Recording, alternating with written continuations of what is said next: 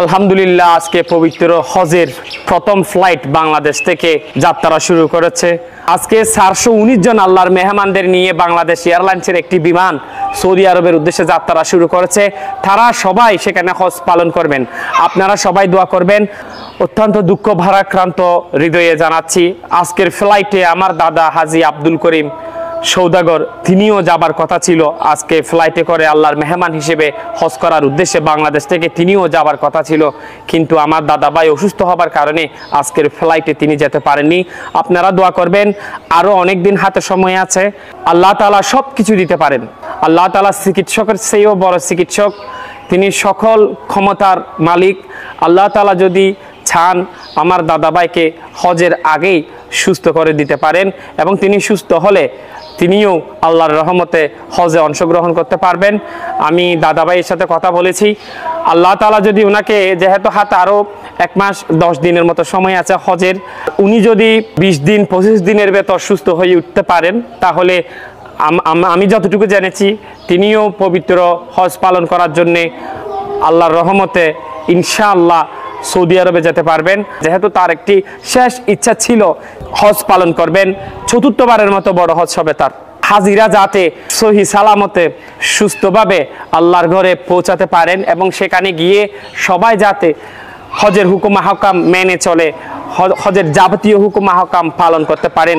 আল্লাহর এই মেহমানদেরকে যথাসময়ে পবিত্র বাইতুল্লাহ, পবিত্র হেরাম শরীফে মহান আল্লাহ তাআলার ঘর তাওয়াফ করার এবং বিশ্বনবী হযরত মুহাম্মদ রাসূলুল্লাহ সাল্লাল্লাহু আলাইহি সাল্লামের রওজা জিয়ারত করার পাশাপাশি পবিত্র হজের যাবতীয় হুকুম আহকাম পালন করার তৌফিক দান করেন। সবাই দোয়া করবেন দাদা ভাইয়ের জন্য। আসসালামু আলাইকুম। আলহামদুলিল্লাহ আজকে পবিত্র হজের প্রথম ফ্লাইট বাংলাদেশ থেকে যাত্রা শুরু করেছে। আজকে 419 জন আল্লাহর মেহমানদের নিয়ে বাংলাদেশ এয়ারলাইন্সের একটি বিমান সৌদি আরবের উদ্দেশ্যে যাত্রা শুরু করেছে। তারা সবাই সেখানে হজ পালন করবেন। আপনারা সবাই দোয়া করবেন। অত্যন্ত দুঃখ ভারাক্রান্ত হৃদয়ে জানাচ্ছি, আজকের ফ্লাইটে আমার দাদা হাজী আব্দুল করিম সৌদাগর তিনিও যাবার কথা ছিল। আজকে ফ্লাইটে করে আল্লাহর মেহমান হিসেবে হজ করার উদ্দেশ্যে বাংলাদেশ থেকে তিনিও যাবার কথা ছিল, কিন্তু আমার দাদা ভাই অসুস্থ হবার কারণে আজকের ফ্লাইটে তিনি যেতে পারেননি। আপনারা দোয়া করবেন, আরও অনেক দিন হাতে সময় আছে। আল্লাহ তাআলা সব কিছু দিতে পারেন। আল্লাহ তাআলা চিকিৎসকের চেয়েও বড় চিকিৎসক, তিনি সকল ক্ষমতার মালিক।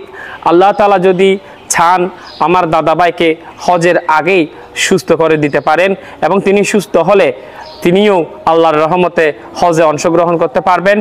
আমি দাদা ভাইয়ের সাথে কথা বলেছি, আল্লাহ তাআলা যদি ওনাকে, যেহেতু হাতে আরও 1 মাস 10 দিনের মতো সময় আছে হজের, উনি যদি 20 দিন 25 দিনের ভেতর সুস্থ হয়ে উঠতে পারেন, তাহলে আমি যতটুকু জেনেছি তিনিও পবিত্র হজ পালন করার জন্যে আল্লাহর রহমতে ইনশাআল্লাহ সৌদি আরবে যেতে পারবেন।